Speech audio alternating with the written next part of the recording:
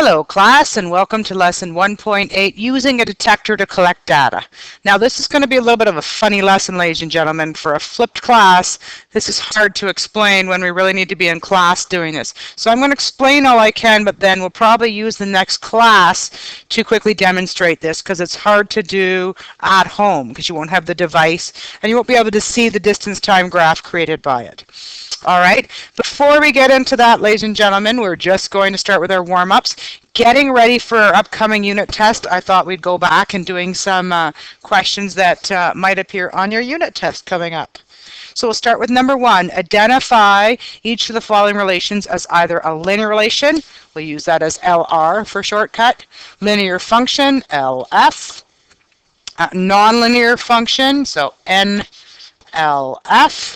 and then a nonlinear relation, NLR. So those are short forms we'll use for each of these. All right. So ladies and gentlemen, looking at each of these, if you're not sure, you can always set a table of values up and graph it and then use a vertical line test. But I'm going to go over how we can tell these just by visualizing it. So with A, ladies and gentlemen, first of all, let's decide if it's linear or nonlinear. And first of all, you look, there's no exponents, so we know it's going to be linear. And for any linear relation, there's only one exception when it's not a function, and that's when it's a vertical line. Is this a vertical line? No, it's not. So this is a linear function. All right. Looking at example B, do we have any exponents? No, so we know it's linear. And we need to decide if it's a function or a relation. Okay, well, what is y equals 3? What are we missing in the y equals mx plus b part? We're missing the m and the b. For those to be disappeared, the only substitution for slope to make the x disappear is 0. So this is a 0 slope, ladies and gentlemen.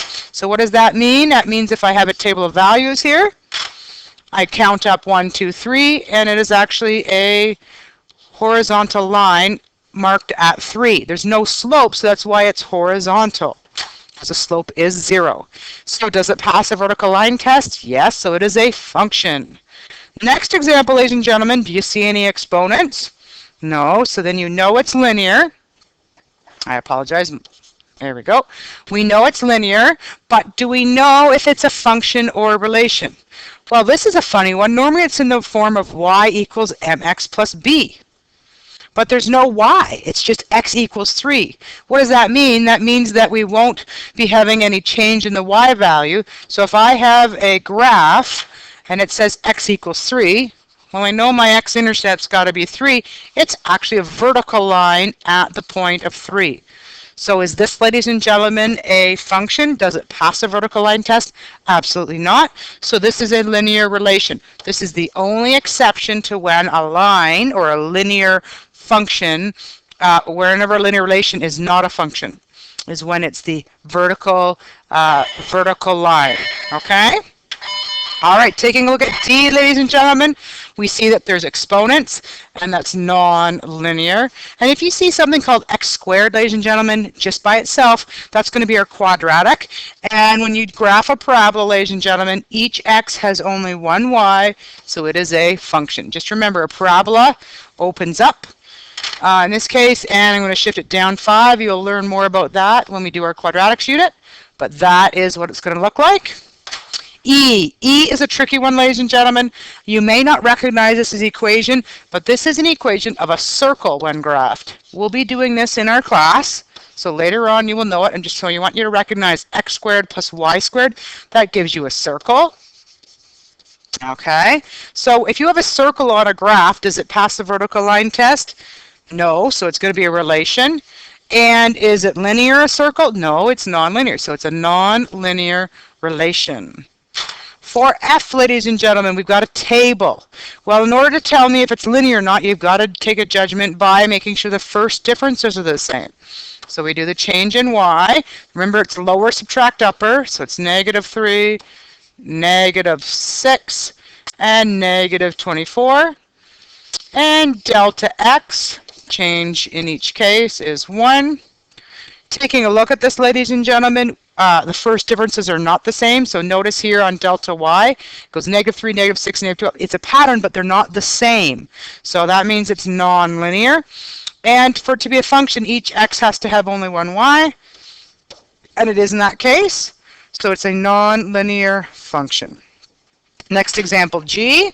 Again, we've got a table. We're going to do the first differences. And what do we notice here, folks? When we do this, ladies and gentlemen, we've got -5, -5, and -5 for our change in y. So they're all the same. Our change is x are the same. So that tells us it's linear and it's a function because each x has its own y. And we know this is a straight line. And it has a slope of -5. If you're not sure, remember, slope equals delta y over delta x. Okay? All right, last one, given a graph, ladies and gentlemen. Taking a look, is it linear? No, it's curved, so we know it's non-linear. And is it a function? Does it pass the vertical line test? No, so it can't be a function. It's going to be a relation. All right, if you need any help with those, please see me in class. I expect you to know them. And then the last 4 questions, which are key for your unit test, ladies and gentlemen, so make sure you know how to do these. If you need help, please see me in class and make sure you have this mastered before the test. Okay? Question A says to determine the equation given 2 points. For those who forget, the first ordered pair is x1, y1, and for the second pair, it's x2, y2. To find slope, slope equals y2 subtract y1 over x2 subtract x1. Subbing in, we should have -3 subtract 2 divided by -4 subtract 5. So we end up here, ladies and gentlemen, with a fraction, which isn't very nice, but we can take a look. It equals -5. Oh, my graphing calculator, my computer stopped working on me. There we go. Come on. Give me a second. I got to put it down and see if it'll work now. Okay, -5 over -9. Okay, remember negative divided by negative is positive, so slope equals 5/9. So we know our slope. Now remember, folks, this is the trick. How do we find the b? Because the b isn't given. Well, we have to start by subbing the slope into the equation of the line. So 5/9 x plus b. And then to get b by itself, or to solve for b, we have to sub in values for x and y. We're going to use the ordered pair f because they're positive values. You can use g as well, ladies and gentlemen, but you're also having to deal with integer laws when you've got negative values. So let's take a look at this, folks. Y is going to be 2. So 2 equals 5/9, and x is 5 plus b. So what do I have? I have 2 equals 25/9 plus b. To get b by itself, that's going to be 2 subtract 25/9. You can use your fraction button to help you with this, or remember that to get 2 as a denominator of 9, it's going to be 18 over 9. Subtract 25 over 9. So you should get an answer of b equaling -7/9, and we'll put it all together. Sorry, I'm running out of room. Do it down here. Therefore, y equals 5/9 x minus 7/9. Okay, so there's your equation right here. I'm just go like this. And there. That takes a lot of room, ladies and gentlemen. That's worth about 4 or 5 marks, so you got to make sure you know how to do that. All right. Moving on to the next one. The linear equation is given, but it's not the equation of the line in terms of y equals mx plus b. So leave the y term where it is, which is -6y. Move your other term over, so it's -2x plus 30. And then to get y by itself, currently it's multiplied by -6, so you're going to divide by -6. Okay? So y equals negative divided negative is a positive.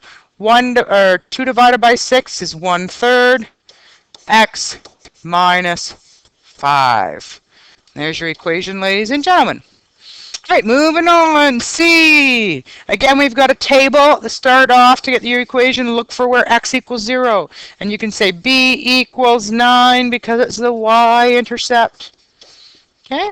To find m, ladies and gentlemen, it helps you to do the first differences. Okay, 1 subtract 5 is -4. 5 subtract 9, negative 4. So again, my change in y here, guys, is negative 4. My change in x is going to be 1 each time. So to find slope, you should give me the formula. Change in y over change in x. Slope equals negative 4 over 1. So slope equals negative 4. I'm just going to put my page up so we can see that a little bit more. So slope equals negative 4. We already know that b equals 9. So therefore, y equals negative 4x plus 9. See me if you need any help with that. Last type, ladies and gentlemen, we'll take a look at today is a graph. So from a graph, you should be able to give me the equation of the line. The easiest part is to start at the y-intercept, which is here, and that tells you your b value, so b equals 5. And then we're going to create a triangle to help us with the slope. So I'm just going to use the 2 points that are given. I'm going to use rise over run. And again, you can use y2 subtract y1 over x2 subtract x1. If you would like me to, you can use that. So I'm going to use rise and I'm going to use run. Okay? Notice, folks, as I go from left point to the right point, am I rising or am I actually falling? I'm actually falling, so that means my rise has to be negative. And how many spots am I going? 3. And then I'm going to run 1. Okay?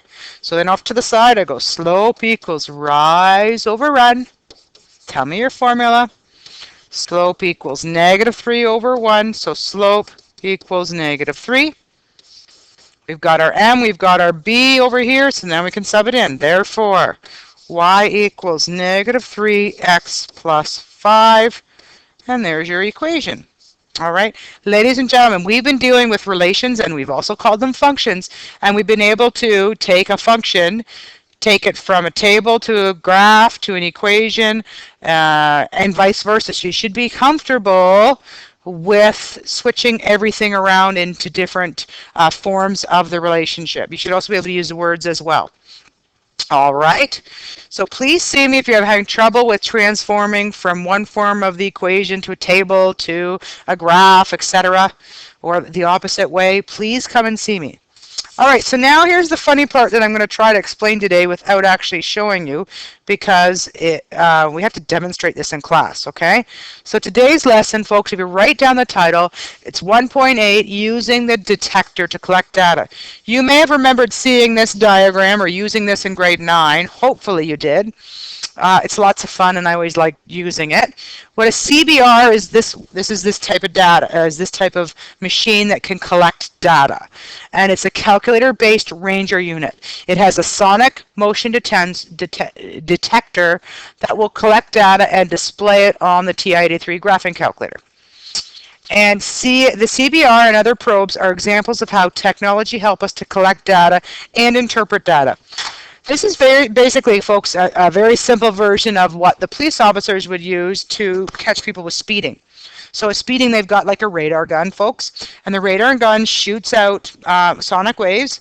It'll hit the vehicle and shoot back, and it'll tell them the distance over the time graph, or to give them that much data, and it'll tell them the speed that they're going. All right, so that is where that's where the police officers use this technology. In many different job fields, if you're measuring frequencies of things, or say you're working on a factory and you need to measure the efficiency of something, you're going to be given a handheld device that will collect data. Most of it's going to be wireless nowadays. So for example, an iPad might be used to collect data. You could use, even cell phones might even be used to collect data. So I just want you to be aware of that. Please, ladies and gentlemen, write down these two things. Okay? And just write down, see page 53 in your text. For those who haven't used them before, I will demonstrate it in class next day. And for now, ladies and gentlemen, we're going to take a look at our homework. Reminder, there's a test coming up. It says in 2 classes. It depends on when your teacher has told you your test is, or when I've told you your test is. Okay? Just be careful here. Sorry. If you want to start reviewing for your test, we have no more new information. So next day will be a quick warm-up with review. And then the next class will probably be taking a look at taking up the practice test. getting you ready. So to help you, ladies and gentlemen, you have to know your style of learning. How do you learn best? So does it mean you have to review your notes and examples and warm-ups? Does it mean that you need to make your own study notes? Does it mean you just hop on the website and read the lessons posted there? You need to know what works best for you. So whatever method of studying works best for you. However, folks, where my biggest success is if you practice, which means the assigned questions, assigned work. Okay, so if you're one that's been slacking on your homework, please make sure at review that you are doing all of the review questions so that you're on top of things. If you can't do your review questions, you need to come and see me. Get the extra help before your test. Okay, here are some inquiry thinking questions where you're going to be drawing graphs, getting line of best fit, making the equation. Please make sure you do each one of these, folks, with proper communication, and if you need help with them, come and see me. Have a great day, folks, and start studying for your test because I want everybody to be super successful. All right? And let me help you with that by coming to see me for extra help. Have a great day, guys.